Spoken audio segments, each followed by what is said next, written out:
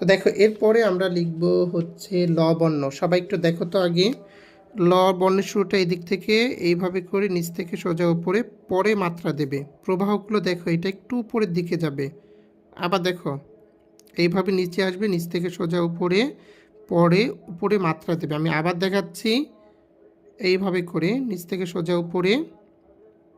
এই হচ্ছে একটা নিয়ম। এর বাইরে আরেকটি নিয়ম রয়েছে, আমি একটু দেখাই, যে এইভাবে করেও কিন্তু লেখা যায়। এটা হচ্ছে দ্বিতীয় নম্বর পদ্ধতি।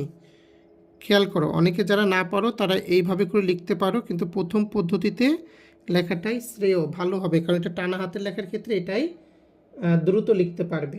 ঠিক আছে, তো দুইটা পদ্ধতিই দেখালাম, তো এইভাবে করে লিখবে। তাহলে প্রথম পদ্ধতিটা আমি আবার একটু দেখাই।